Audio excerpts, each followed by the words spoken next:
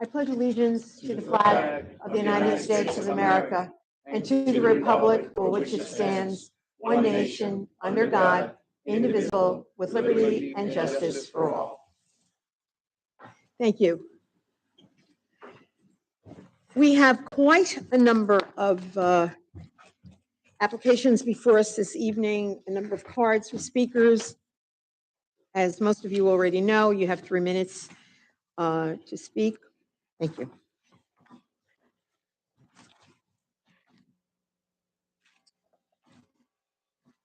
So we have 8 agenda items for the board's consideration this evening. Our first application is 135 Pioneer Drive, Bayshore, LLC, TC 5404. Madam Clerk, if you would please read the hearing notice. Yes, thank you. TC 5404, 135 Pioneer Drive, Bayshore, LLC. Applicant requests a change of zone from Business 1 District and Industrial 1 District to All Industrial Transition District and a planning board special permit for a recycling center transfer station pursuant to section 68-700C of the town code. The environmental impacts will be assessed on this property located in the Brentwood School District on the north side of Pine Air Drive, approximately 1,600 feet east of Saginaw Coast Parkway, Bayshore, Town of Islip, Suffolk County, New York. Islip Town Board, Olga Murray, Clerk. Thank you, Olga. And if the applicant would come forward, oh, there you are. You may make your succinct presentation for the Good board. evening, Supervisor, members of the board. My name is John Lemura. I'm the attorney for the applicant. I have an office in West Hampton Beach, New York. This just to clarify, because I know that that's a relatively new category that you introduced. This was always, originally it's a redemption center. It's not a recycling. This is where your plastic bottles go. Sometimes maybe a glass bottle, but it's predominantly plastic. It's always been that. It's always been a permitted use. We would have been 1L, but for the fact that you introduced a new ordinance, so we got caught in that change. So we're not a recycling center. The second issue that I don't know that came up we had a long path to get here. It was I don't know how many years ago, we were at a planning board meeting and someone talked about an abandoned piece of property. We have nothing to do with that. The town attorney clarified that. We received our preliminary approval at the planning board. I don't know exactly how long ago, but it's been a while, before the summer. And that's literally a piece of property between two parties, and it's not part of this plan. This is approximately 2.2 acres. It's a permitted use. It's nothing more than a redemption center. I don't know if anyone has any questions. The staff's been very helpful. It's taken us longer than it probably should because of just conflicts in the world and COVID and whatnot. Okay, thank you. Are there any questions at this time for the applicant? All right, you may take a seat and we'll hear from the department. Thank you. Thank you, Supervisor Carpenter, members of the board. This proposed recycling center is anticipated to have similar impacts to that of the previous warehouse uses on the site, so we don't anticipate any true problems. The applicant will be adding landscaping screening in the front yard to screen, the activity in the trucks, as well as installing a vegetative buffer on the east where there's a single-family dwelling. Covenants that the applicant has agreed to would prohibit property to be used as a transfer station. It could only be used as a recycling center or other uses in the Industrial 1 District. So we don't foresee any problems or conflicts, but I'm here if you have any questions. Jim?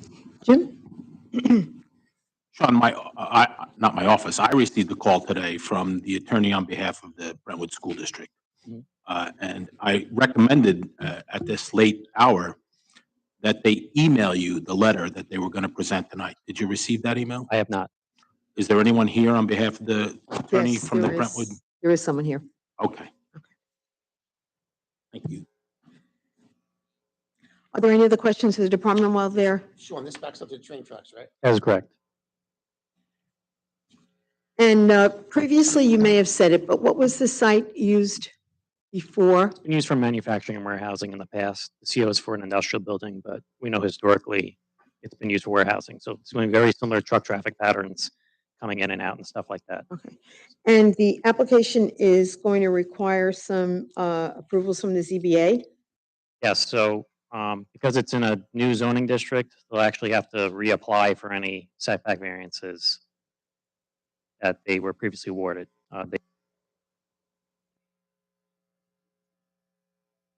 Okay, so prior, and I just want to get this clarified. So prior to the town creating this new district, they would not have been required to be here or before the ZBA?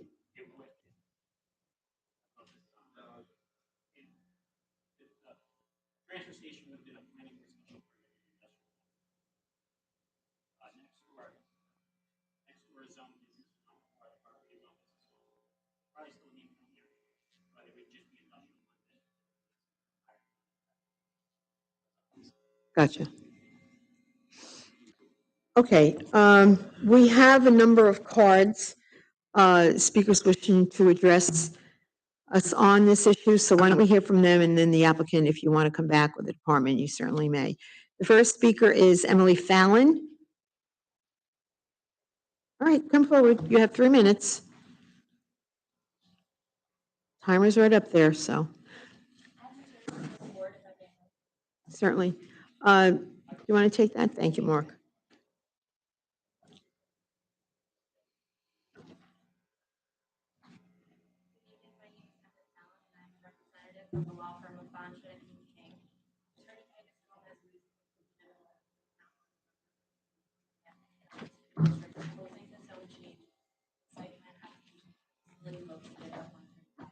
Oh,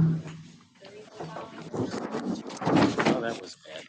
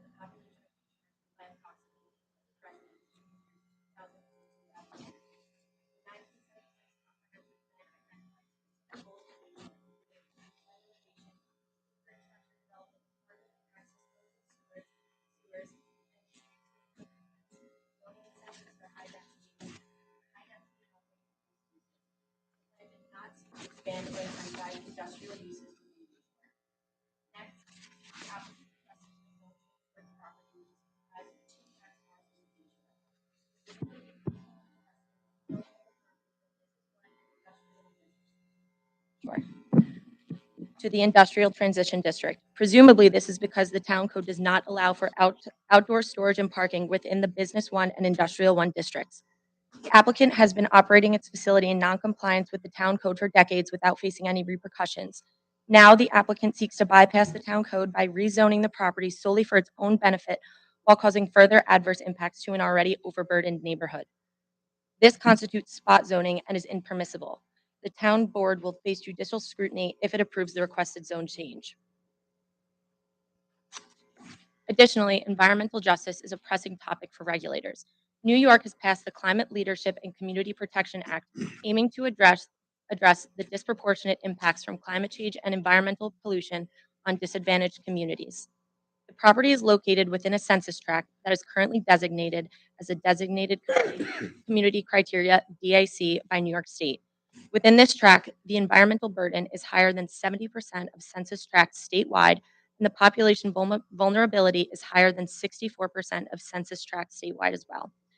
To allow the proposed change of zone from Business 1 and Industrial 1 districts to Industrial Transition District within the census tract will further compound the disproportionate impacts that the residents of this area already endure.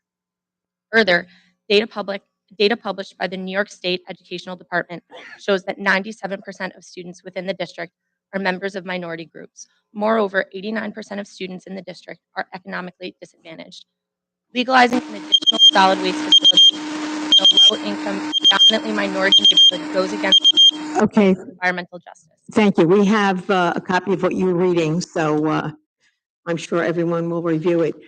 This letter was dated on the 15th, and yet we just received it. Okay. When did you hear of this hearing? I was informed that I was attending today. Today. Oh, okay. All right, thank you very much. Are there any questions? Oh, we don't have any for the speakers. Thank you. Thank you. Next speaker, Legislator Gonzalez.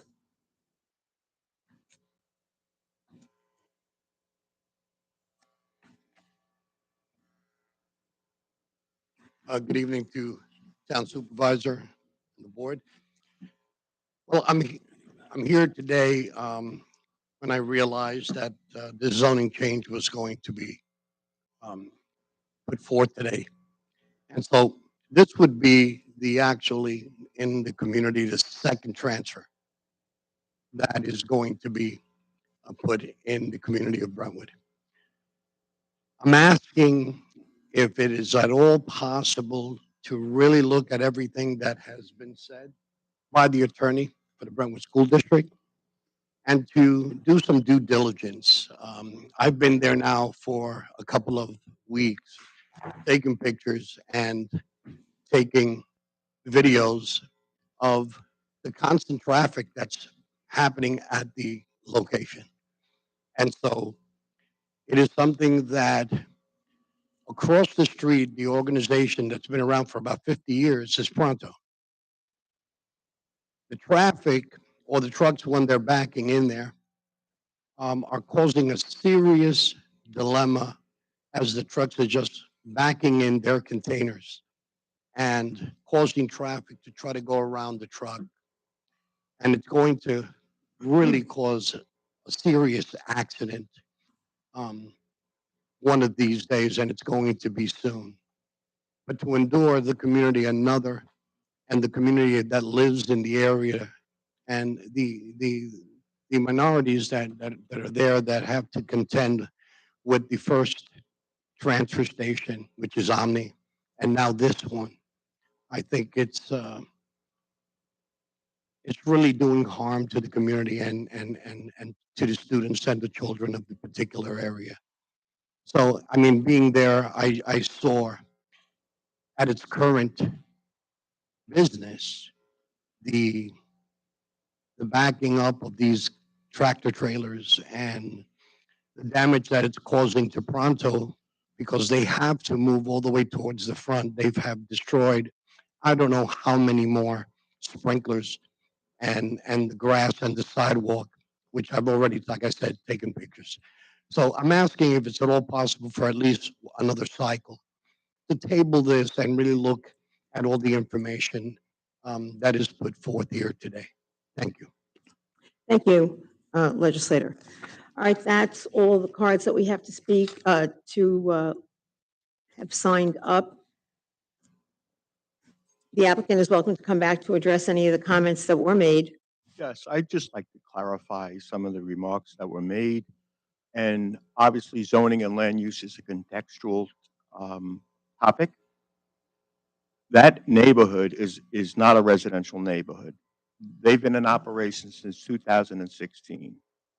The warehouse, we learned from doing research at the ZBA through our expediter, that was always a permitted use. Had it not been for probably maybe some of the other applications that's sparked the town to create that new ordinance, it would have been done a long time ago. This is a redemption center. So when you draft legislation, whether it's for the Constitution or for a town board local law, the language is only so precise. So you call it transfer station or a recycling center. And I guess to some extent you can say you're recycling because you're reusing these bottles that are going someplace else to get reused. But that's not the context of where this site is and what's there. And frankly, it's as it is now, without making the improvements that are recommended through your planning staff to bring this into conformity with your new code. You know, it's an existing use and a pre-existing condition. It's one of the cleanest sites on that block. You know, it's analogous to a town that I used to know where people gave building permits on Peconic Avenue, and they should have never done that. So this is really a commercial area, not unlike Long Island Avenue and other parts, you know, around this area. So the academic argument is really not appropriate here. And as I said, but for, we would have been before you, you had asked Sean that question for 1L. And then the other issues caused the town board to reflect and create a new ordinance that we've worked to conform to. So it's pretty obvious if you go there, and perhaps someplace else it's appropriate, but this is definitely a commercial, an industrial area. So I'll answer any other questions. Thank you. Thank you. Are there any other questions of the applicant while he's up there? Did anyone want to hear from the department? Because I'm going to, based on what the department had said and the fact that the ZBA is going to have to weigh in on this, I was going to make a motion to reserve decision, close a public hearing and reserve decision. Second. So I have a motion by myself, second by Councilman O'Connor. All those in favor? Aye. Opposed? The postponement, if you will, has been approved. We will, thank you. We will now go to item number 2, West Islip Gas, Inc., CZ 2021. Ask the town clerk to please read the hearing notice. Thank you. Hearing number 2, 5405 West Islip Gas, Inc. Applicant requests a change of zone from Business 1 District to Business 3 District, a town board special permit for a gasoline service station pursuant to Islip Town Code Section 68-302 Subdivision C, and a planning board special permit for a convenience market pursuant to Section 68-302.1D of the Islip Town Code. The environmental impacts will be assessed on this property located in the West Islip School District on the northeast corner of Higby Lane and West Islip Boulevard, known as 225 Higby Lane, Town of Islip, Suffolk County, New York. Islip Town Board, Olga Murray, Town Clerk. Thank you, Olga. You may proceed. Good evening, Supervisor Carpenter, honorable members of the board, Kevin O'Brien, offices of O'Brien Law PC. I'm here also with Mr. Kevin Papazian.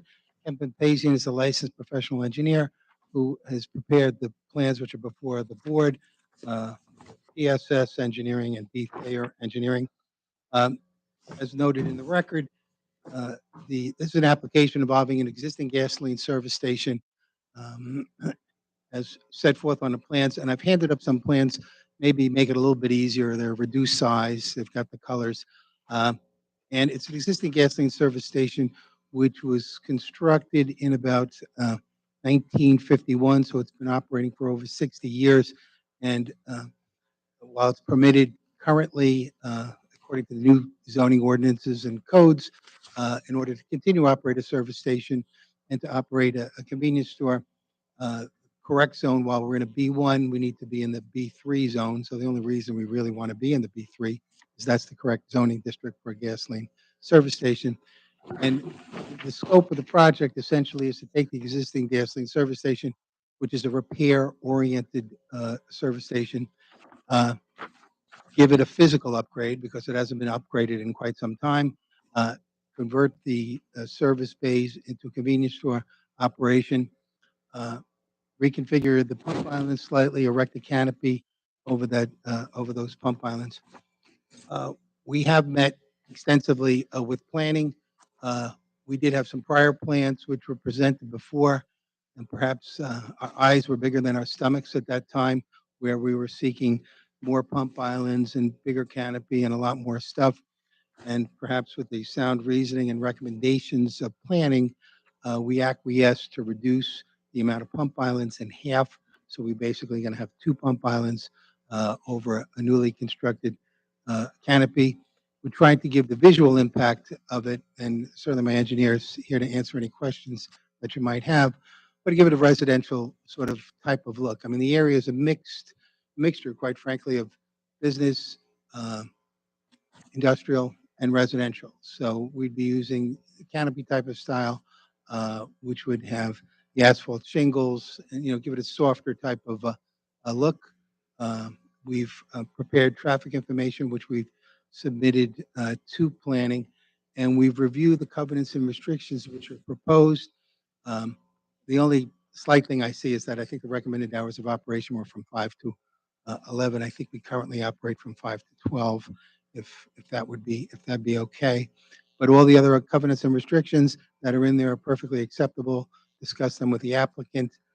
The applicant agrees. I think this is an opportunity to take a dated location and sort of bring it into this century and make it, look a lot better and function better. We agree also to, uh, basically, the application would be, there'd be no repairs at the site. We'd be substituting the retail sales with repairs. And we've also agreed that there be no overnight storage, no U-Haul, no overnight storage or anything like that of motor vehicles. So that is in sum and substance of what we're seeking to do. If there are any questions of myself or my engineer, and I'd just like to respond to any interested observers or the town's planner. Thank you. I have a question on the buffer. Right now, are the cars parked up against that back property line? Is there a buffer there now? Very limited. There's limited, part of the area is unpaved. There are some cars in the back over there now, but it doesn't have the kind of buffer and the landscaping that we're proposing. So is there an existing fence there now? Yeah, I believe there is an existing fence. Yeah, yes, that's correct. Is that fence being replaced?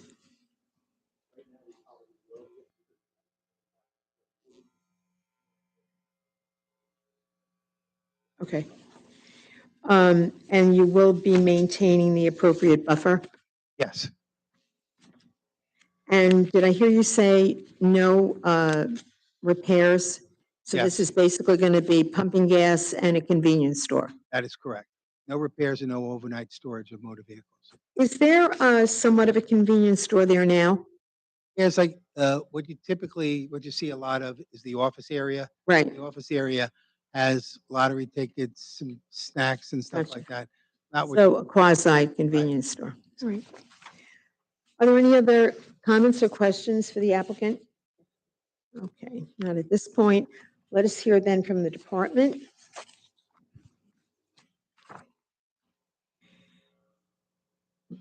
Thank you. As stated by the applicant, the property will be adding a little more landscaping on site. The building will be modestly upgraded while maintaining the brick look. The site is small, it's constrained by its size, and this is the best really the owner can do for the proposed use. So the benefits certainly are the buffer for the residents to the east. The traffic consultant reviewed the traffic study submitted by the applicant. He didn't see anything that was alarming. It's been in use like this for many, many years. So, yeah, we think there's minor upgrades. We wish they were better, but this is the best we could do. Sean, did I understand correctly that the original submission was a lot grander than what we see here before us? This has been scaled back Yes. and is more appropriate? Yeah, there were additional pumps, and the staff felt that you couldn't get around on the site without constraining traffic on the local roadways, and we felt that was unacceptable. Okay. Any comments or questions for the department? I just have a question. To the Sure. east, is that a residence? Is Yes. that- Okay. No. Oh, yes, right behind. Across the street Yeah. from Mike Shop. Yeah, bike shop across the street and then florist. All right, we do have a speaker on this, John Davis.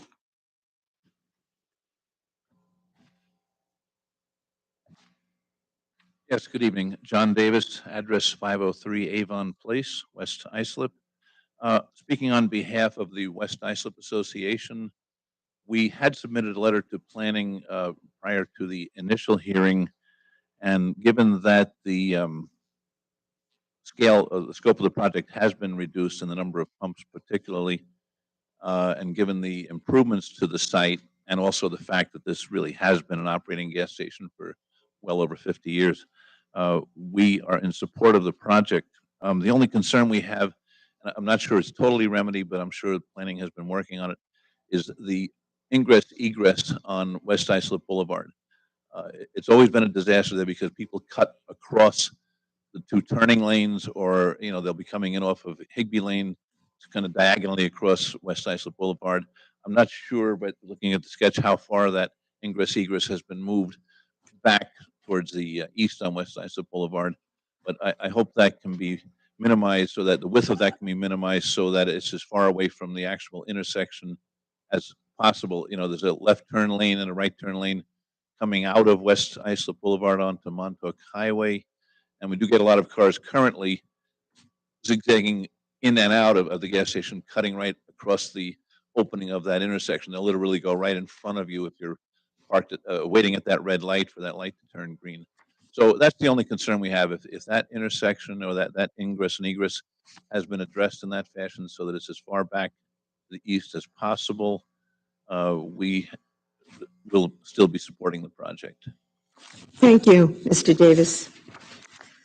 That's the only person who signed up to speak on this particular application. If the applicant would like to come back up and address the concern about the location of that entrance exit. Sure, certainly. I'm glad gentleman is here and spoke, and in connection with that, right now, he's correct. It's a bit of a free-for-all because it's not really channelized at all. There's really like no curbing on that side, so anybody can kind of come in from any aspect of it. So we try to balance between how far back we should go, because we do have the residents over there, and how close to the intersection. So we have channelized it now. So I don't think you're going to have the experience that you have now, where, like I said, with no curbing. In some of your older service stations, you'll see that there's just no curbing whatsoever. So it's sort of a free-for-all getting in and out. So there'd be one curb cut, as opposed to no curb cuts and just this free-for-all. So we think by doing that, that will address the concerns that were expressed. Okay, thank you. And I just have, if I could submit, I think I've got like about, 50 or 100 signatures on a petition in support of the application. Thank you, officer. Thank you, sir. Certainly. Councilman O'Connor? Counselor, the last page of the materials that you submitted to the board seems to show an existing photograph. And that photograph seems to demonstrate the, or kind of show visually the description that Mr. Davis gave, that there is no curb cut in that area at all right now. As you exit the station onto West Islip Road, you can cut across both of those turning lanes to make your left onto West Islip Road. Is that correct?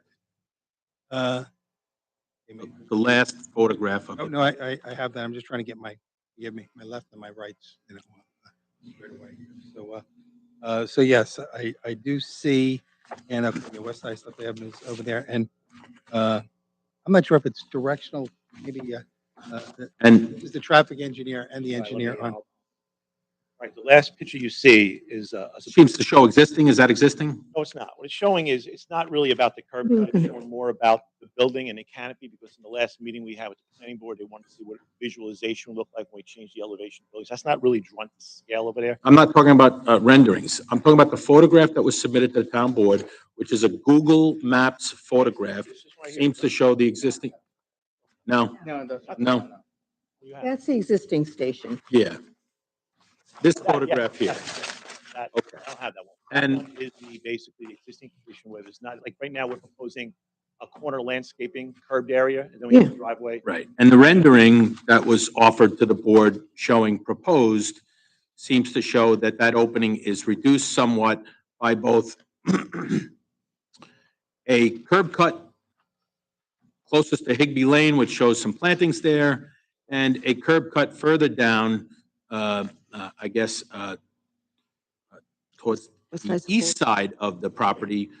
So that opening will be much less now than the existing photograph that you've offered, correct? That is correct. Okay, which addresses directly, I think, Mr. Davis's concern. Yes, and be honest with you, if, we are trying to maintain the existing tank field, otherwise, we, like Mr. O'Brien mentioned, is a balance. We don't want to put the curb cut too far to the residents, We don't want to put it so right. We think this is a good balance. We think the landscaping on the corner will not only help aesthetics, but also prevent the situation that's happening now.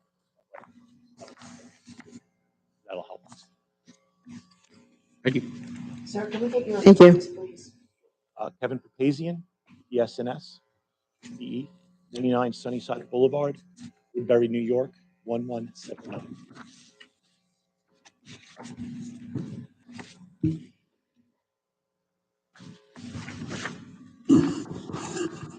Thank you. Are there any other questions for this gentleman while he's up there? Nope. Okay.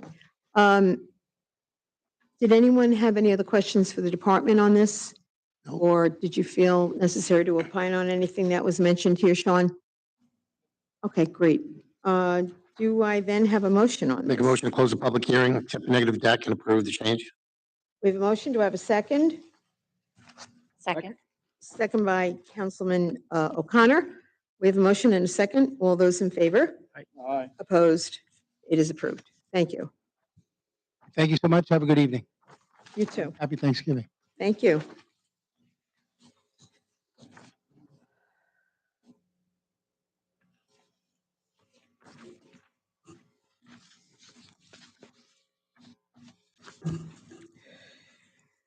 Okay, we will move now to the third application before us this evening. Madam Clerk, if you would please read the hearing notice. Yes, hearing number 3, TC 5406, 2465 Ocean Avenue, LLC. Applicant requests a change of zone from Residence AA District to General Service T District to utilize an existing dwelling as an office. The environmental impacts will be assessed on this property located in the Connecticut School District on the east side of Ocean Avenue, approximately 300 feet south of Erie Street in Ronkonkoma, known as 2465 Ocean Avenue, Town of Islip, Suffolk County. Islip Town Board, Olga Murray, Town Clerk. Thank you, Madam Supervisor, members of the board, appearing on behalf of the applicant Eugene L. Di Nicola, 200 Railroad Avenue, Sayville, New York. The applicant is requesting a change of zone from Residence AA District to General Service T District to permit the use of a dwelling structure or an administrative office. The subject site is located on the east side of Ocean Avenue, 312 feet south of Erie Street, Ronkonkoma. To the south of the subject premises is a two-story office building.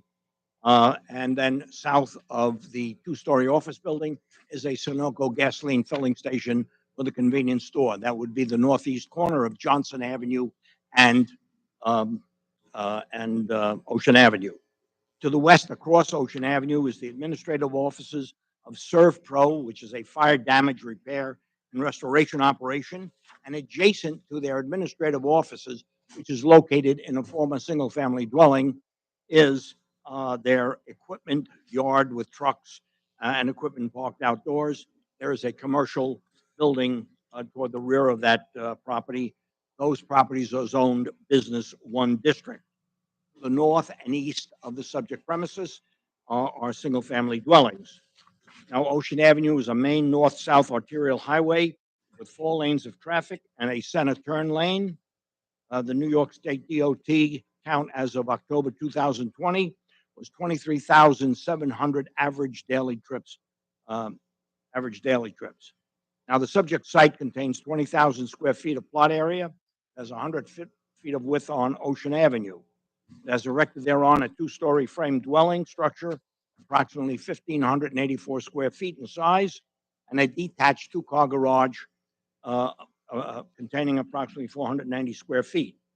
The dwelling was issued a CO on March 18 of 1949, and the detached garage was issued a CO on October 19, 1953. The dwelling structure maintains a 30-foot side yard on the north, which is adjacent to the single-family residence, and of course, we have to maintain at least a 25-foot buffer on the north side.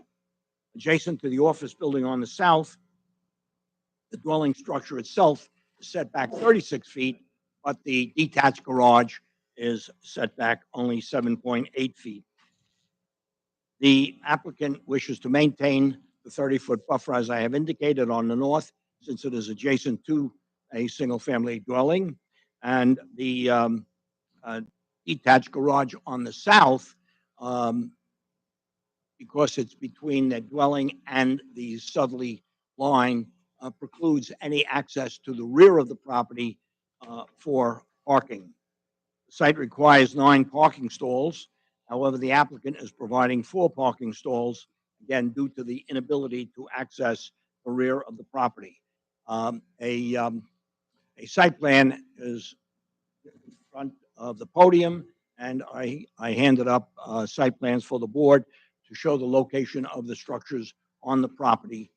The applicant will maintain the residential appearance of the dwelling. The applicant proposes to use the site for administrative office for a technology company, and it focuses on residential properties to design, install, and support smart systems for video, audio, security, and automation, including sound systems, television systems, security systems, etc. There is very little client in-person visitation at the premises, if any. The tech company representative actually must go to the location of that residential customer to assess the technology needs and requirements of the client. So the inspection of the client's property is the only practical way to determine what systems will be required. So they're on site. There are anywhere between 3 and 5 individuals, which is generally the maximum occupancy. The hours of operation are 9 a.m. to 6 p.m., Monday through Friday. Saturday, only in the morning, maybe a half a day, and is closed on Sunday, of course. The planning board, following a public hearing on September 21st of this year, recommended to the town board that the change of zone be approved. Covenants and restrictions have been agreed to with the planning staff. And of course, as we know, the GST district permits the adaptable reuse of residential properties to office use, and yet try to maintain the residential appearance and streetscape. So it avoids the more intense business one district appearance. Madam Supervisor, members of the board, I respectfully request that the change of zone be approved. Thank you so much, sir. We'll hear now from the department, unless anyone has any questions for the applicant at this point. Okay. Sean, is there anything you wish to add? I know we have the department staff report on this in front of us. As always, Mr. DiNicola is very thorough. Yes, so, very. Not much more to add, other than there is GST in the area. We are maintaining the residential appearance, and we don't anticipate any adverse impacts. Great. Any questions, comments? And we have not, no one has signed up to speak on this application. So I will entertain a motion. Make a motion that we close the public hearing, issue a negative declaration, and approve the application. Do I have a second? Second. So we have a motion by Councilman O'Connor, second by Councilman Cochran. All those in favor? Aye. Opposed? It is approved. Board, good evening. Good evening. Our next application, fourth application, is 67 Coates Avenue, LLC, TC 5407. Madam Clerk, if you would please read the hearing notice. Thank you. TC 5407. Applicant requests a change of zone from Industrial 1 and Industrial Corridor District to Industrial Transition District, and a planning board special permit for a vehicle fleet storage yard pursuant to Islip Town Code Section 68-700F. The environmental impacts will be assessed on this property located in the Sachem School District on the east side of Coates Avenue, approximately 67 feet west of Veterans Memorial Highway, Holbrook, Town of Islip, Suffolk County, Islip Town Board, Olga Murray, Town Clerk. You may begin. Good evening, Supervisor, members of the board. I'm Alyssa Solar Sinatra of Germano and Cahill, 4250 Veterans Memorial Highway, Suite 275, Holbrook, New York. I also have with me here James German of German and Clemens Architecture PC, as well as Eric Wood, who is a member of the applicant 627 Coates Avenue LLC. This application is being requested for a change of zone from Industrial 1 Corridor District to Industrial 1 to the Industrial Transition District. We're also requesting a special permit pursuant to Town Code 68-700F for fleet storage yard. The applicant appeared before the planning board on October 12th, 2022, which granted the change of zone application subject to standard covenants and restrictions. The site is located on the east side of Coates Avenue in Holbrook. To the south and east of the subject property is property zoned Industrial 2, currently used by a construction equipment supplier. To the north is vacant land zoned Industrial 1, serving as a recharge basin.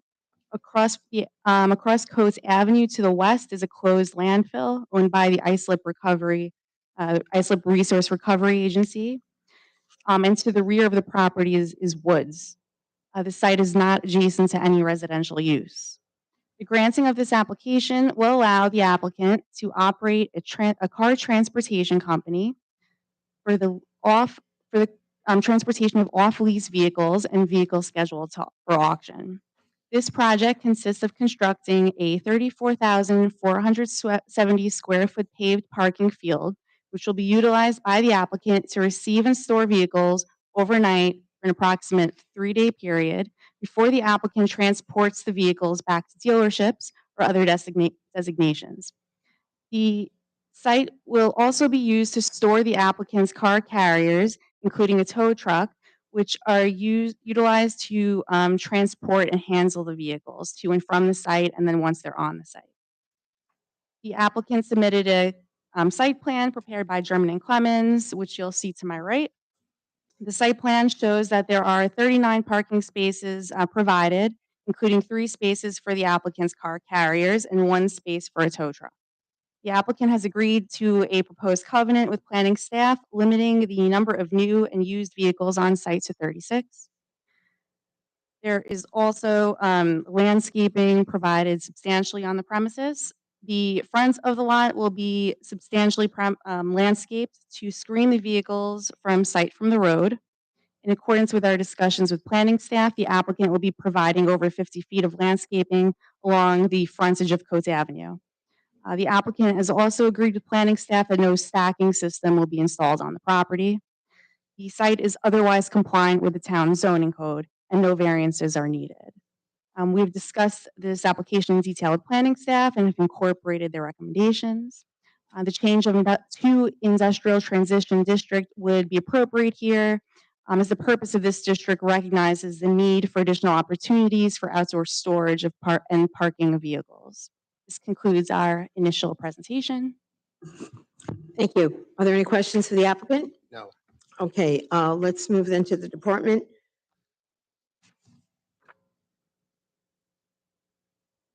Thank you.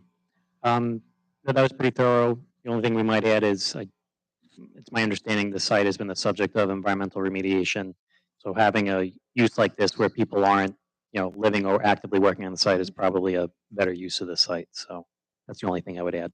And Sean, is there any existing landscaping there now? Not really. There's some old scrub and stuff. So this will be nicely manicured after they're done developing the front of the property. Okay, are there any questions? I just have a question. I see the hours of operation are limited from 5 a.m. to 11 p.m. Do you know, is that going to be 7 days a week? I defer to the applicant.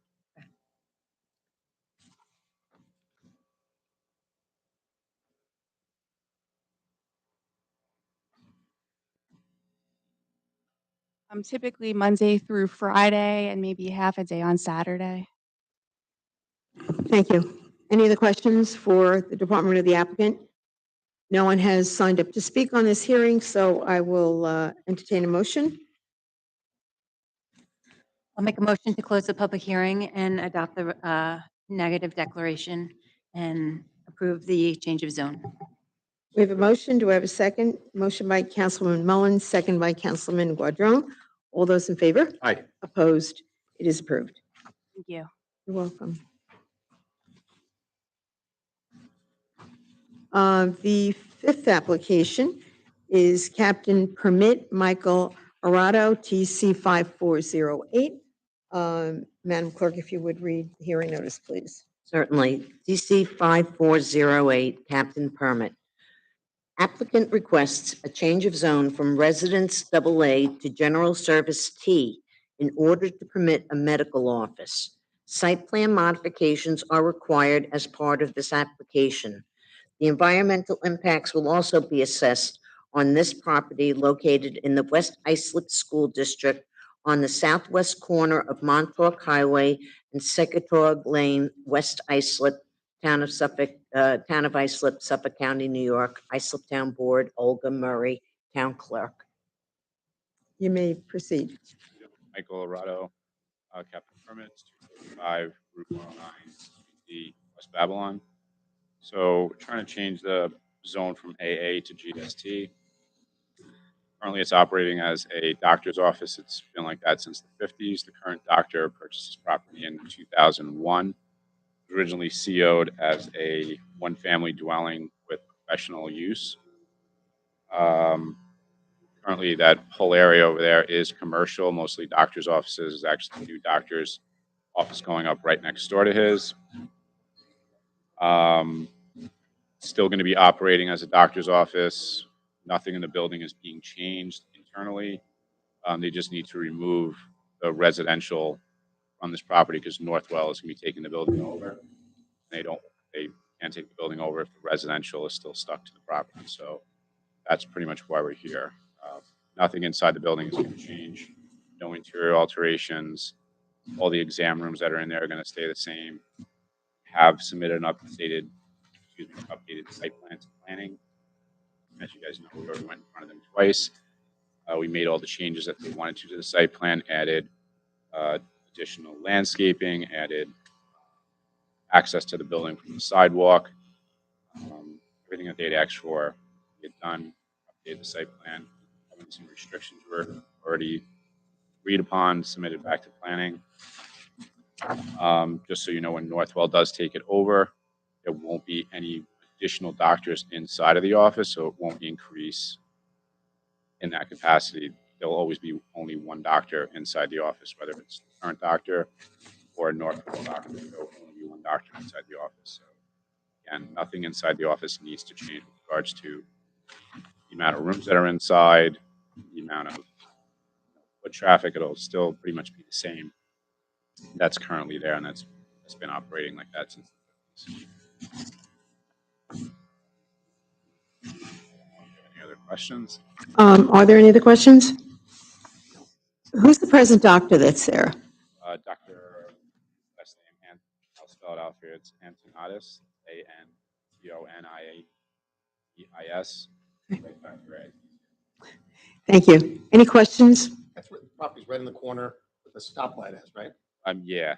Not that much parking in that area too, right? There's currently with the new layout, there's 18 parking spots. Again, it's only one doctor so they're never really going to use all that space. Northwell trying to get up on Good Sam. Okay, thank you. Sean?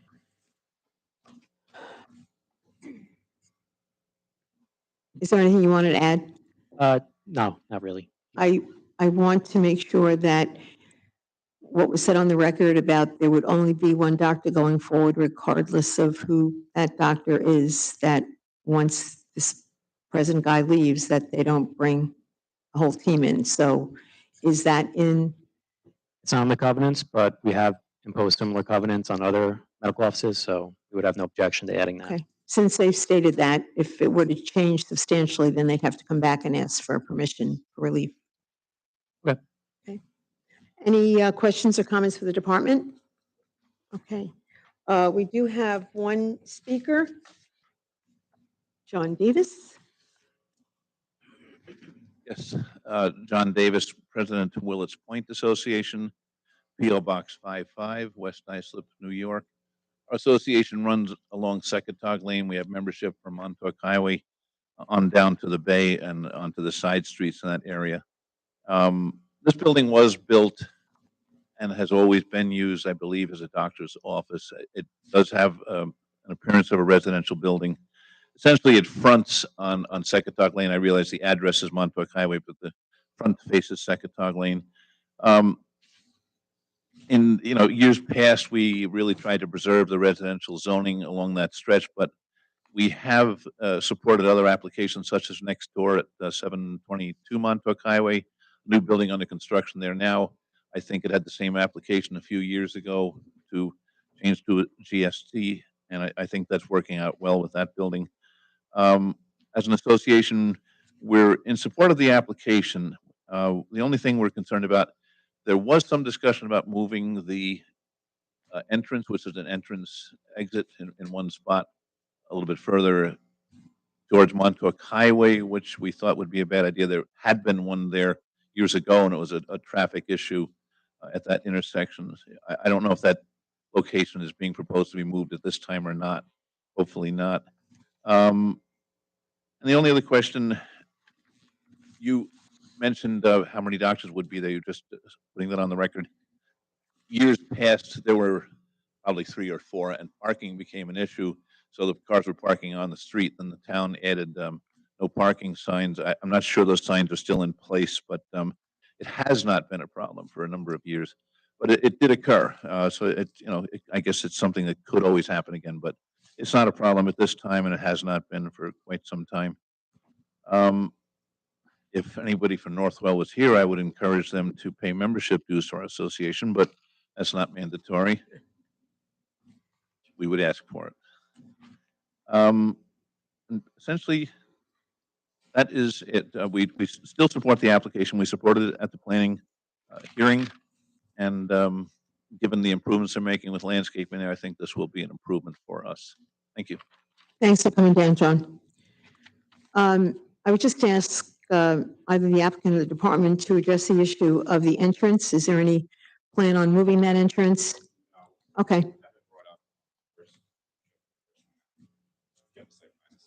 Okay.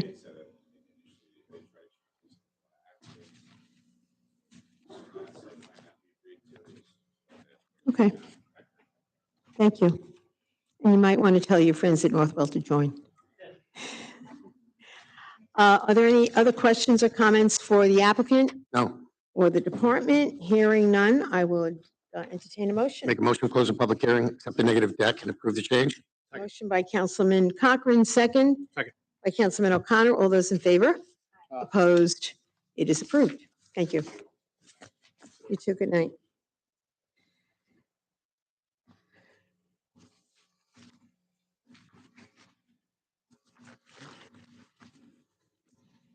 Okay, our next application is Central Islip Associates, TC 5409. Madam Clerk, if you would please read the hearing notice. Thank you.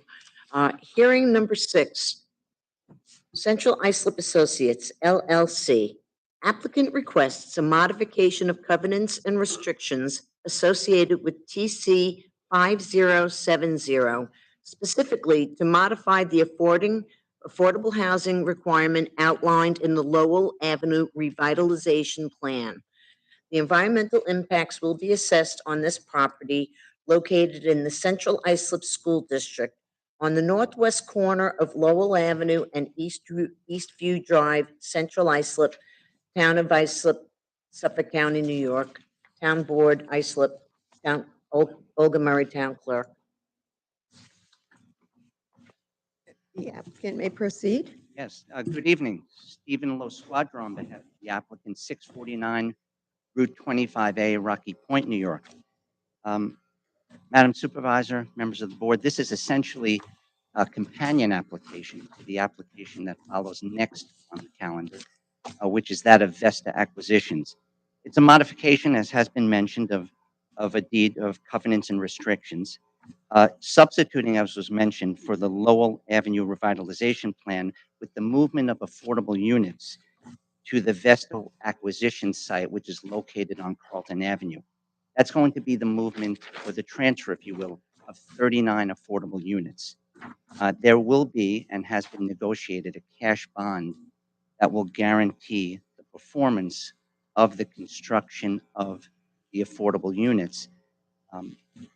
This is a matter that over a very sustained period of time was negotiated to some great degree with corporate counsel of the Foxgate community, which pertains to Central Islip Associates and the town attorney's office. Um, I would note that um, this is the Foxgate community. The affordable units will be transferred to the Vesta Acquisitions community on Carlton Avenue. The Foxgate community itself is in favor of this and has expressed that in writing. I know that communication has been conveyed to Mr. Colgan of the Planning Department. In addition, the Long Island Housing Partnership and the Central Islip Civic Council also have indicated that they are in favor of this application. Um, that is, in essence, the sum and substance of what is being done with respect to this application, which is rather finite in nature. Um, and of course, the substance of the Vesta Acquisitions application that follows is something that we'll present in a little bit more detail.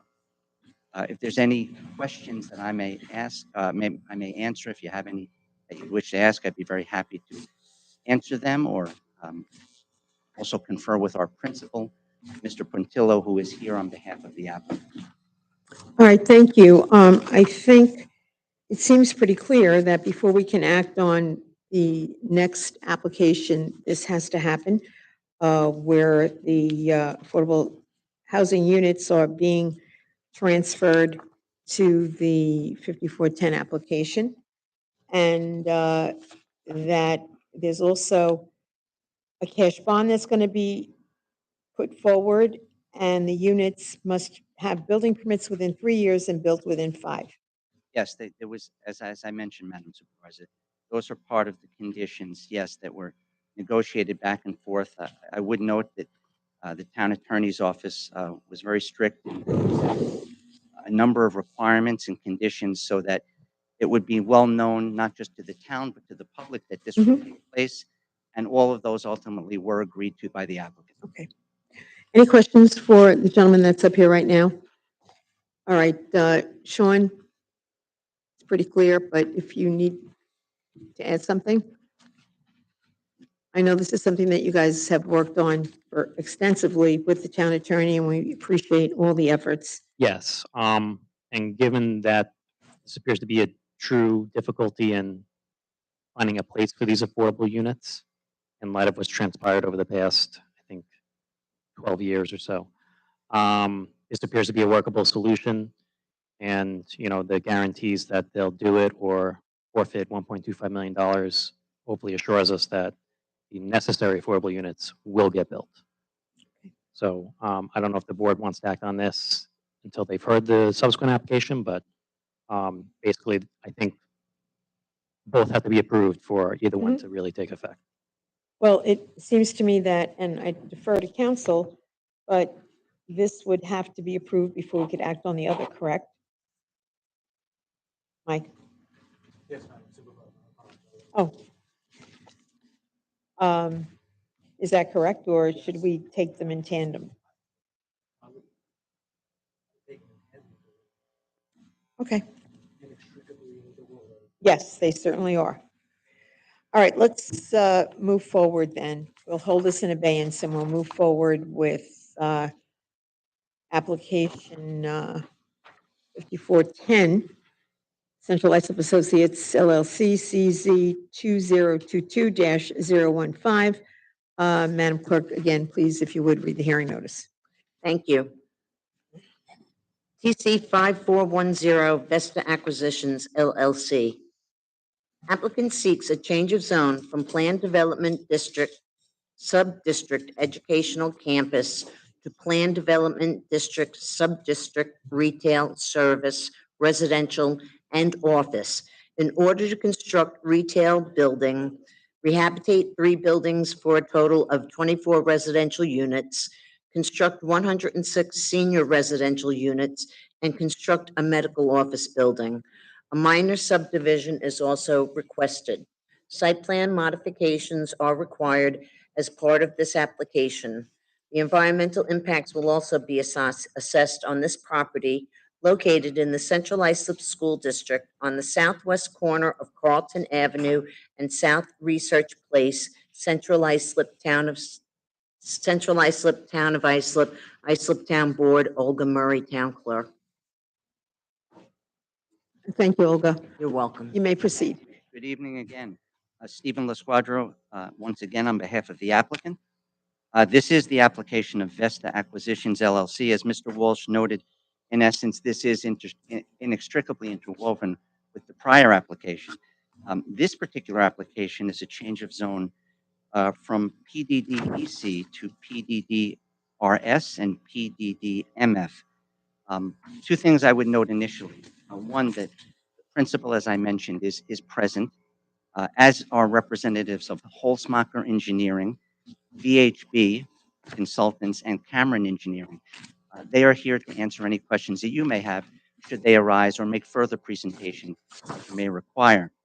I would also note that this application is the result of very significant collaboration by the developer, by the applicant, with the local community, and also with the town itself, notably the planning department and the town attorney's office. With respect to the much back and forth that has taken place, particularly with respect to the working out of the conditions that would satisfy the transfer of the units.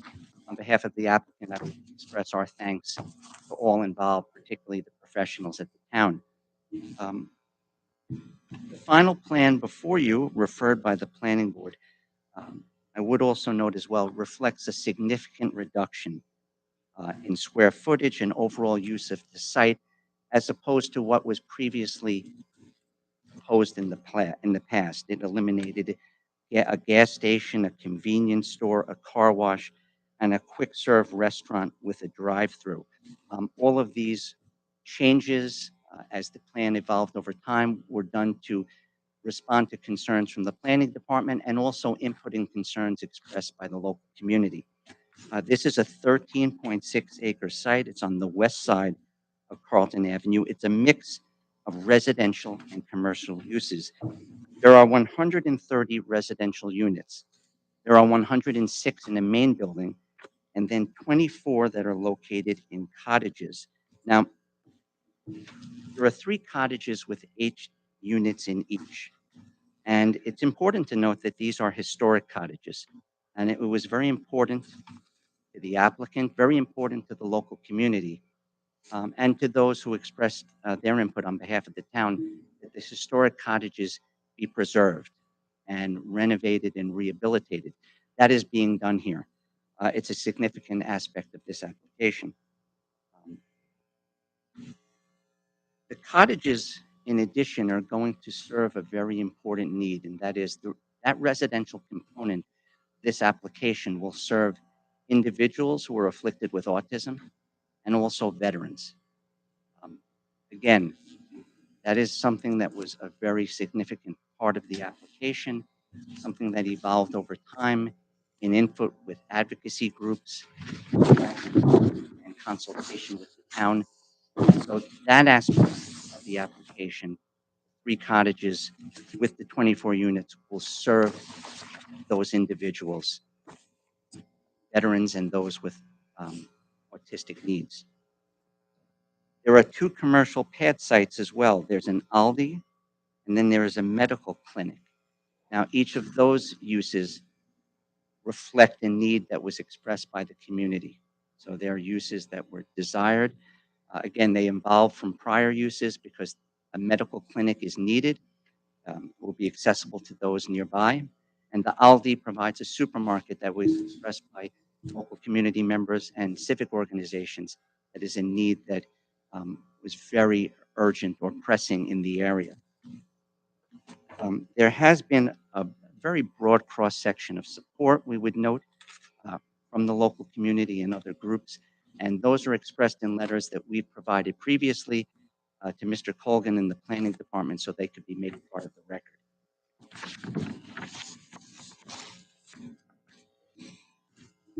I think at this point, as I said, that's our overview. We have professionals available should there be any particular questions or aspects that you'd like to delve into further. But I think there are 2 matters that warrant particular attention because they've come up most recently. One is that the Suffolk County Planning Commission has set a condition in its approval that the autistic adult housing be integrated throughout all of the residential housing, and not only the cottages to conform in its understanding with what's known as the Olmsted decision. Now, Olmsted VLC is a United States Supreme Court decision. And what's important about it is, and what's the most fundamental understanding that comes from the decision is that there may not be unjustified segregation of people with disabilities in any particular residential setting. Now, what we respectfully submit to this board, in furtherance of a request that that particular condition, which is the only condition that comes from the Suffolk County Planning Commission, otherwise approval was given, is that the board override that particular condition for the following reasons. Unjustified segregation, in this case of autistic individuals or those who are afflicted with autism and are seeking to have or live in a setting where they can thrive under those conditions. That's not the case here.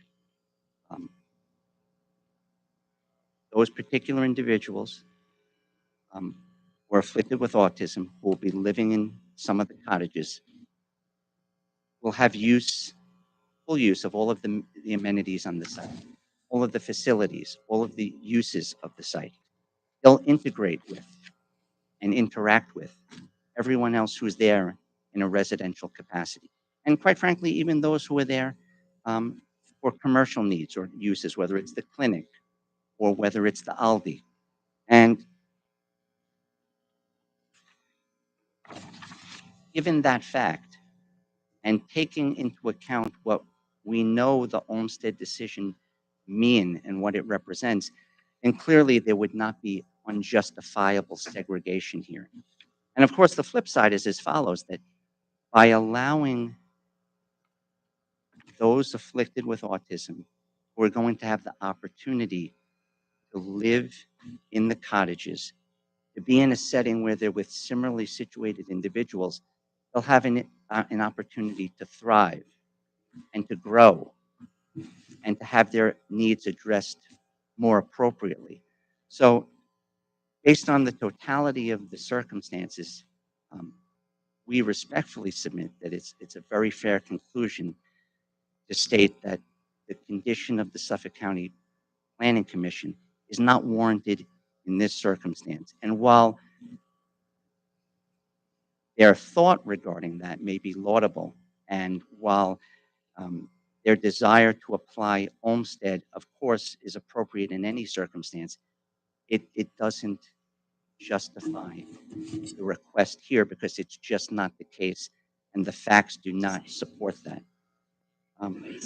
One other matter, and that's with respect to the Aldi setback, the setback that exists with respect to the Aldi supermarket. There's been a question as to whether or not granting the setback would be precedential in nature. And again, we respectfully submit, and we submit that it is clearly the case that it would not be precedential. Again, for the following reason, that the setback is advanced to permit the preservation of the historic cottages. And under those circumstances, as was expressed to the planning board as well, that is very unique. It's a unique circumstance. It's a compelling circumstance. And so it's very particular to the facts and circumstances of this application, which would not make it precedential in nature. Those are the 2 points in particular that we discussed with the planning department, that we thought it was most appropriate that they be addressed here. Other than the overview that I've given, and having had the opportunity to address those 2 points, there's nothing more that I would add at this time, other than, of course, to say that our professionals are available should you have any questions for them. Thank you very much for your thorough presentation. Are there any questions or comments at this point? Otherwise, I'd like to bring Sean up to give his overview, but I would also ask that you address the issue of the precedent setting with the setback. Correct. If that would be problematic or not. So just to give an overview, the staff does feel that This proposal supports several of the goals of the Central Islip Master Plan. Planning Department has received petitions in support of the development from the local community. And obviously, the one key concern is the landscaping relaxation in front of the proposed supermarket. In an effort to save the northernmost cottage, the applicant proposed having the supermarket parking encroach in the required 67 feet of front yard landscaping along Carlton Avenue for the retail services sub-district. The staff had asked the applicant to substantially increase the front yard landscaping in front of the other proposed buildings in excess of what's required, provided superior landscaping treatment in front of the supermarket, and the current site plan shows all that. If it wasn't for the cottage and the essential uses that the applicant had proposed, the department would not recommend relaxation of the requirement. And I think that's important to note because there may be future development up and down Carlton Avenue, and the department doesn't want this construed as supporting it in a vacuum. We don't want this to be seen as a precedent. There is a reason for the request of relief, and we're comfortable with that given the mitigating circumstances. And lastly, the staff supports overriding the county condition. That the reasoning is in your packets if you'd like me to get into it. But we feel it's given the testimony of the Autism Communities Organization. I think it's better that they resolve where they should be living because they're the ones providing the services. Yeah. And in that packet of letters of support that we received, there was something from the autism community that wholeheartedly supported it. So. Right. Okay, any questions for Sean at this point? Because we do have a number of speakers that have signed up. And then, oh, I'm sorry. Wanted to, Sean, if you could amplify the rejection of the idea that this sets some sort of precedence. You and I spoke today because it was an issue that concerned me about the precedence. And you quite strenuously told me why other applications that would come before us, whether it would be to the north of this application or to the west of this application, would not be able to meet the same threshold that you're holding here. That there are two competing interests here in the Central Islip Master Plan. One is the setback, but two is the preservation of the existing structures. Right. And they're competing interests, and you're trying to balance those interests. And in doing so, why any other application that came before you to try and attack the very important, as you talked about, 65-foot setback would not be able to meet that threshold. It would be distinguishable or different than this application. Yep. So one of the clear distinguishing factors, obviously, is saving that cottage. To park significant development on the north side, such as the LD, you need to find parking for it. And the cottage is so far north, it kind of precludes putting parking not in that front yard landscaping without demolishing that cottage. So it's one of those things where, it is a balancing act. And, once we demolish that cottage, it's gone forever. You can always add more landscaping or stuff like that. You can always reconfigure the site, but I can't get you back the cottage if the board insists that the 67-foot be imposed. That being said, any other development along Carlton Avenue, I've heard concerns that the retention pond in front of the shopping center to the north could potentially be filled in and buildings added. The back code section requires a 150-foot setback from Carlton Avenue. That retention pond is also necessary for stormwater to function for that shopping center.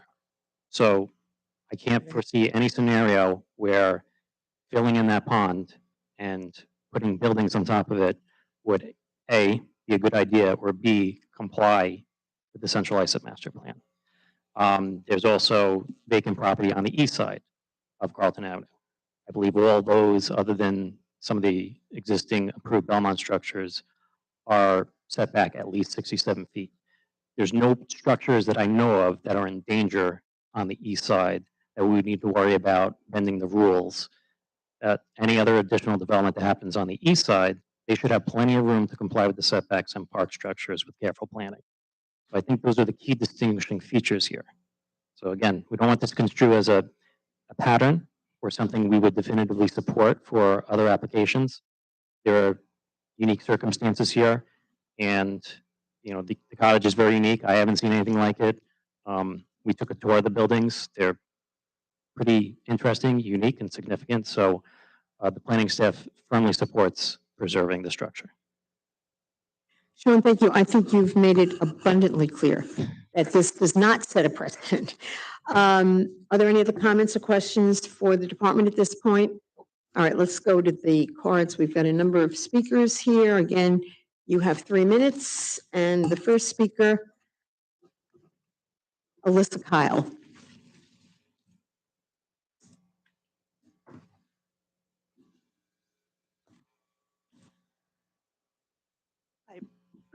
Hi, my name is Alyssa Kyle. I'm Placemaking Director for Vision Long Island.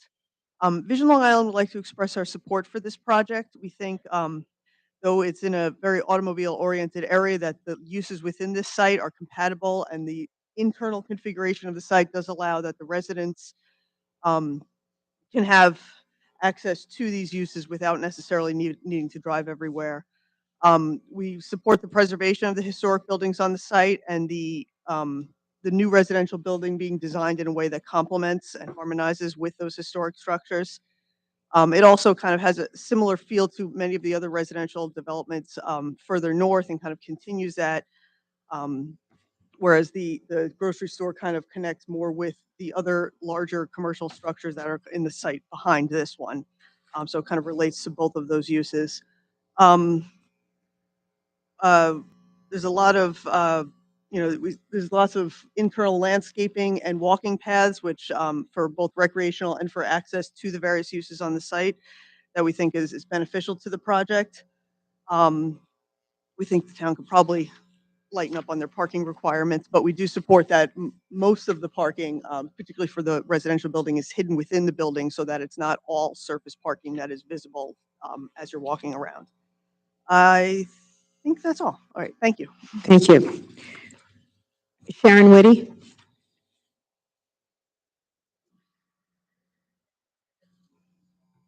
I'm so sorry. That's what happens when you take the glasses off. Tawan Whitty. Tawan Whitty. It's okay. That doesn't kind of. Sharon's a pretty name too, though. It is. Maybe after I. Your middle name. He loves me. Okay, so my name is Twan Whitty. I am the Director of Operations for Vision Long Island. We are a smart growth planning firm on Long Island. I apologize if I'm going to talk quickly, but I want to hit these points and get out of your way. Oh, can you keep up with me? New York accent. All right. See? All right, just lost 3 seconds. No, but seriously, we want to talk about this plan. We did have my colleague that actually spoke before me and talked about how we reviewed the plan. We have shown it to our board for full disclosure. The developer that is on this project is part of our board, so we want to make sure that's clear. That being said, many of you know me, so that makes no judgment on what I say regardless. So with that being said, we do know that the community, I have been a resident of Central Islip. I have also, prior to my position at Vision Long Island, been at the town of Brookhaven in parks in special districts, working on historic homes. So I truly understand the value of keeping that cottage. I know that the setbacks are definitely an issue. And I do speak with someone of the community that is concerned about that. And we want to make sure that that setback is official, that is not a precedent setting situation. We do understand that the historic condition of this building, though, you want to keep that vitality of the community. You want to keep that character of the community. Even the looks of the building down to the brick facing and the style that they've done, that transition from the townhouses to the north of it, coming into the apartments that are there now, and then having those cottages really keeps the old feel of the community. We also want to make sure that the community has what it needs as far as the housing needs. Every community on Long Island we see is facing the issue of affordable housing, senior housing, and rentals. Right now, we know the waiting list for rentals, especially after COVID and the influx of New York, Manhattan people coming out, has been intense. So what we know that we have most of the housing on in Central Islip is able to be flipped, or there are available foreclosures. But we don't want to wait till that's the only housing market we have. A lot of seniors need a place where they want to stay in the community and can safely transition and stay in an area where they can get access to things like a grocery store, like medical facilities. All that's provided within this project with keeping the historic look, with the developer that has a history of working in this community. We are aware that there has been phases and changes over this plan, and the community may not have gotten everything they wanted out of it, but the developer has worked with them over time. So this plan we see now is not the original conversation, but it is a collaboration of that. And I think over what we've seen at Vision, this is the one we support the most of the renditions we have seen. That being said, we also worked on the community's Central Islip Park. We have a constituent group that we have worked with for almost 10 years now. We reached out to them. I personally myself reached out to them, and I can give you a copy of this where it says 20,000 square foot, uh, Aldi grocery store, 500,000 square feet of a medical facility, 116 units, renovations of 3 existing cottages. All the information that is displayed in this plan is what I sent out to them. Over 90 community residents that have been involved in this community for over 10 years. And I have not gotten anyone that was specifically opposed to this project not happening. Questions and concerns? Yes, but opposition, none. And we have none either. So thank you. Thank you, Tawana. Next speaker, Jamie Siegel.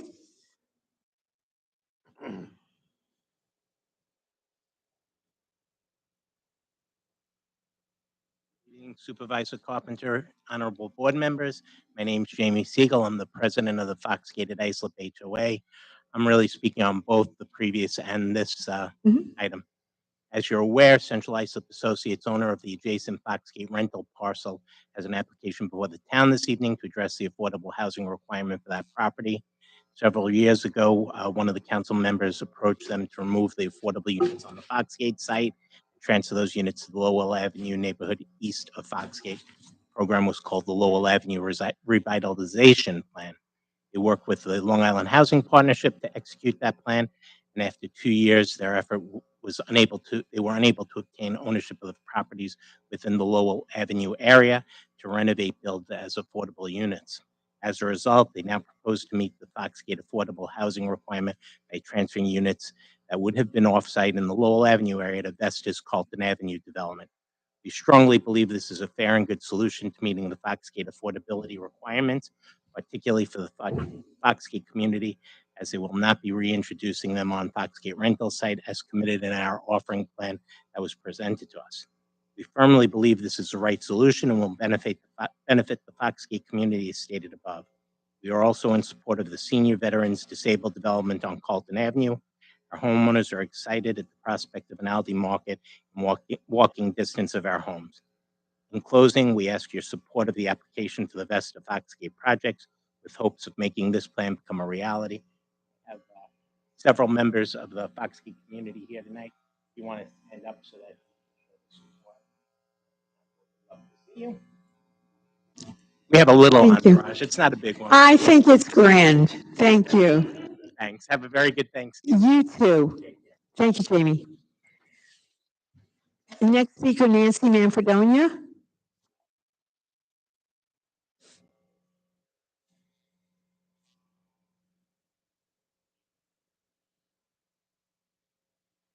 Hello, I'm Nancy Manfredonia. I live at 23 Deer Path Road in Central Islip. I'm here to speak in favor of both of these proposals. I think most of you know that I've lived in Central Islip for over 50 years. I've been involved with all of the master plans, very detailed, and also with the downtown revitalization plan.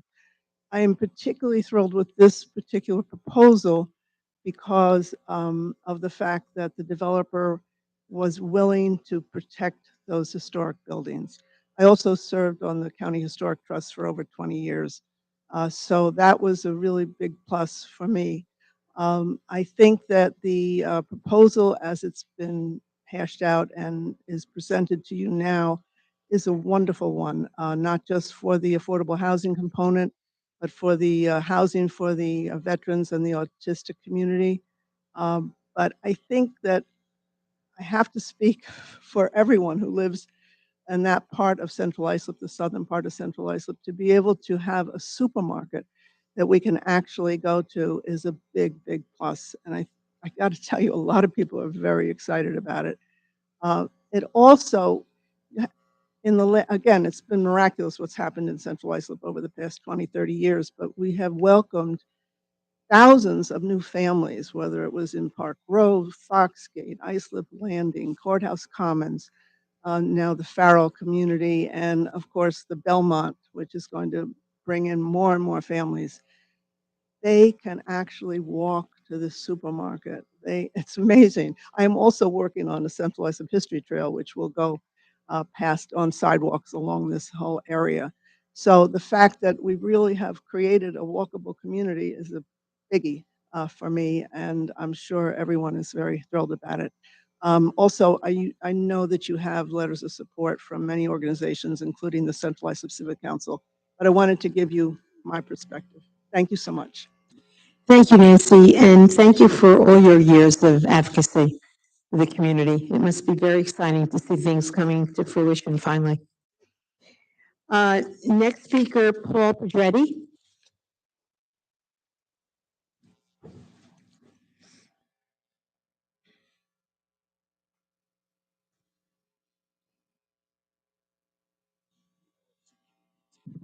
Good evening, everyone.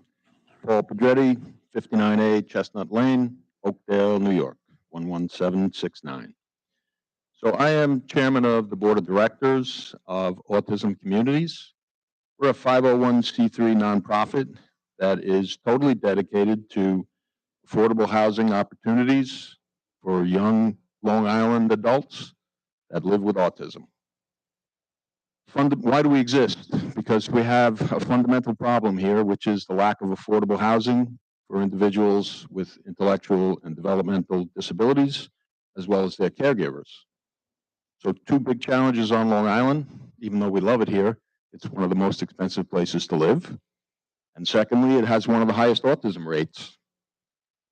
To that point, there are some 14,000 Long Islanders now registered with the state of New York as having disabilities. What we have found, when you peel back the layer of the onion, what you find is that the vast majority of our folks live with their parents. And the vast majority of those parents are senior citizens now, right? Like myself. So what keeps us awake at night is the thought of what happens when those parents hopefully go to heaven. We don't want to wait until that becomes a catastrophic situation for our sons and daughters. So obviously we have to put solutions in place when they're young adults. How do we do that? Well, we do it by doing exactly what Mike Pintillo and his team is proposing. By providing affordable apartments to these very folks that Autism Communities supports. So we need this project and projects like it. Mike has committed to working with us through the whole course of business here, and we are just as committed to providing great tenants. It doesn't matter how many, small number, minority percentage, it's a big win for us either way. And we think the 24 units in those cottages, having our people living amongst veterans and people without disabilities there's tremendous symbiosis to that, and we just think it's a great situation. So Mike's team has experience, as you probably know, building these type of projects. We, Autism Communities, has experience changing the lives of families and residents. So I want to introduce a few of those people to you. They've showed up here tonight to support this project. So guys, please stand up, if you would. I'll give a shout out. We have Paula and Mike and Chip, and their sons, Michael and Anthony. They have been living together as roommates at Westbrook Village, which is right here in Islip, for the last 2 years. Moved out of their mom and dad's house. I'd venture to say their mom and dads are pretty happy about that it worked out. Beth, Chris, Hunter, Dan, Justin and Hunter, also roommates in Islip. Very successful situation. Marissa and Nick. Nick is a success story as well. Moved into his own apartment, moved out of mom and dad's house 8 months ago. Moved into an apartment in Bayshore, right here in the town of Islip. So these folks, these are the kind of people that we need to help. We need to help more of them, and we need your help to help us do it by approving the project. Thank you. Thank you. Thank you, Paul, for your advocacy and really putting a face to what we're doing here tonight. We really appreciate it. We have one more speaker, Deborah Kavanaugh.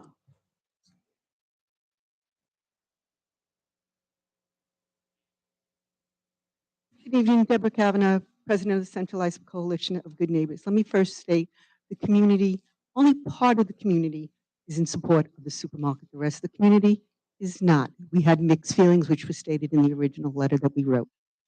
As for the setback relaxation that was passed by the planning board, you know it's been my pet peeve at the previous planning board meetings. Sean just stated that it's only going for this piece and it won't happen with the rest. Will the town put this in writing and vote on it, that this is only for this particular piece of property? Because if it is, you'll get the coalition support if you put it in writing. If you don't, the Central Islip Coalition will not support this project going forward because the master plan states what the setback is. It was a agreement between the community and the town. And I do believe if the town refuses to put this in writing, you are setting a precedence for all other developers to request the same setback relaxation. And the town would be sued if they didn't give the setback relaxation to everybody else. And I will state, at the planning board meeting, the first planning board meeting, Mr. Puntillo stated that the CI Civic Council all of a sudden wrote a letter of support after writing a letter with this coalition against this project because he was going to spend $500,000 and buy the centralized Low Avenue Park and donate it to Civic Council. If buying support is the way he wants to operate, I think that's poor on his part. The rest of the project, the coalition is okay with. The setback is the major problem that the coalition has. And I think if this board does not follow the master plan to suit, then the master plan is a worthless piece of paper and a worthless document that this town agreed upon with the Central Islip community back in 2005, which Mr. Puntillo was a part of. Mr. Puntillo has not, from day one, followed through on any one of his projects. He was going to do 256 homemade houses, didn't follow through. He was going to build and refurbish the foreclosed houses in Central Islip. There were 300, he couldn't find one. There were over 300 foreclosed houses, he couldn't find one. He then wanted to give money, came up with a deal with the town, that's fine. We don't object to moving the houses, the affordable housing parts over to the project. We have no objections to that. But what we do object to is the setback not being followed.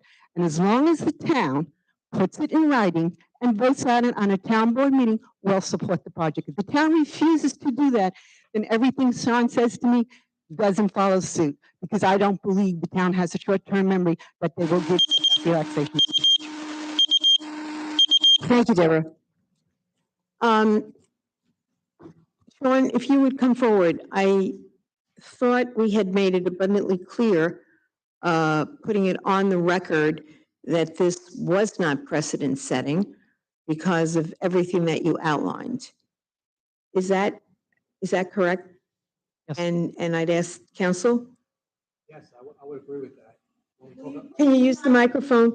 And please, I ask you to not shout out. When we speak of precedent, we look at every case and you set precedent when you have exactly the same cases. And I think Sean has made it abundantly clear that with respect to this application and the historic nature of the cottages, that in and of itself would set it apart from a precedent-setting application. And Sean and I spoke about this earlier. It seems to me there seems to be this big concern about the water feature that's in front of the shopping center on Carlton Avenue, which is used for drainage. Right. I just don't see how that, it's just not precedent setting. No. Can I ask a question on that? When that project was approved, it was approved with covenants and restrictions. Right. And included in those covenants and restrictions were the applicant's obligation and responsibility to comply with master code, which includes the 67-foot setback, correct? Right. So in order for them to come back before this town board and build into that setback, they'd have to come back before us on another change of zone application to change the existing covenants and restrictions. Right. And in order for them to do that, they'd have to show some sort of exigent circumstance or differential, as this applicant has produced tonight, for the town board to even consider overlooking that, correct? Agreed. Also, So while we can't put it in writing as it relates to this application, We did put it in writing for all the other applications, and they would have to come before this board to get those covenants and restrictions lifted, and they'd have to show the same exigent circumstances that this applicant showed, and all of these people supporting the different reasons why there should be a relaxation of the setback as it relates to this particular application and no other applications along Carlton Avenue. Right. Thank you. By virtue of the fact that this is all public record, these are verbatim minutes that are being taken. In essence, it's going to be in writing. Correct? Correct. Okay. Are there any other questions or comments for the department or the applicant at this point? No. Okay. Hearing none, I guess we take these separately then? Yes. Okay. So we'll go back to 5409. Was that the number of the previous one? Item number 6 on the agenda. Okay. Item 6 on the agenda, do I have a motion? We need a negative declaration on it? Yes? Yeah, I make a motion to close the public hearing, issue a negative declaration for the adoption, the resolution for its adoption on number 6 or 50. What did we say it was? 5409. 5409. Okay, we have a motion. Do I have a second? Second. We have a motion and a second. All those in favor? Aye. Opposed? It is approved unanimously.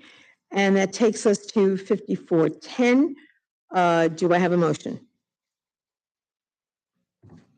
I'll make a motion to declare a negative declaration and approve this application and close the hearing. Do I have a second? I'll second that, Supervisor. All right, we have a motion by myself, a second by Councilwoman Mullen. All those in favor? Aye. Opposed?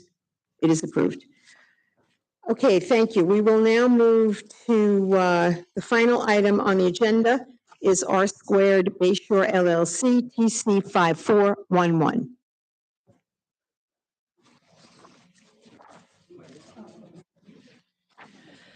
TC 5411, R Squared Bayshore LLC. Applicant requests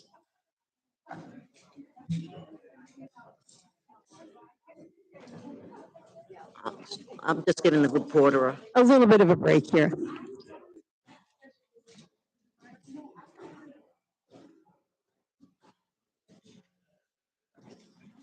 Okay. Applicant requests an extension of time to complete physical property improvements. The environmental impacts will be assessed on this property located in the Bayshore School District on the northeast corner of Oak Street and Fifth Avenue, Bayshore, Islip, Suffolk County, Islip Town Board, Olga Murray, Town Clerk.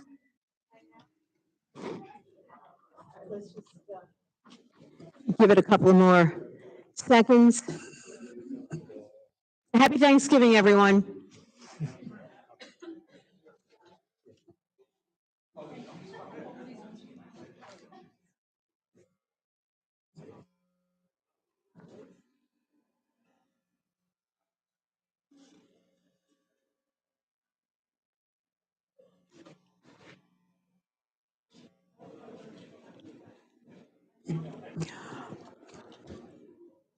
I think it's safe. You may proceed.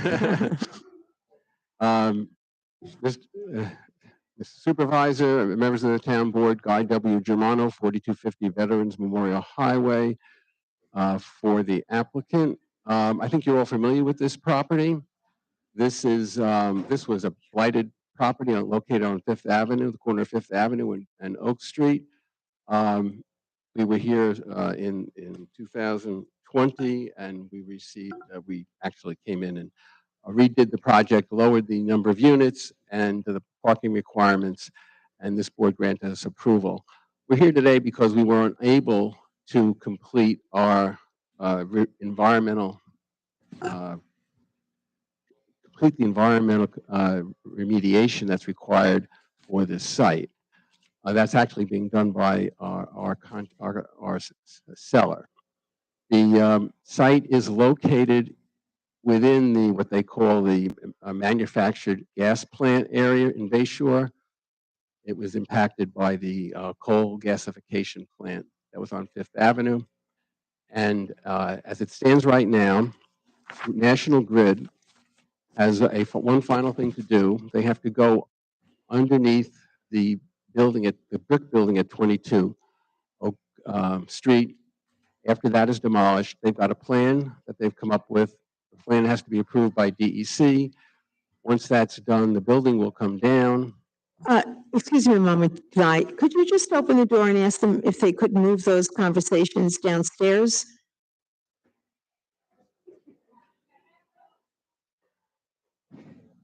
Once the building is down, National Grid will come in and remediate the site. And we expect that right now, the schedule is that remediation will occur between June and July, and then the seller has to come in and do some final work there. And at that point, the site will be remediated. We've done everything that the client has done everything. Greg Reckler here, co-managing partner, managing director of the owner. We are prepared to actually, we have everything we need to pull a building permit except the demolition permit for the buildings after everything is remediated.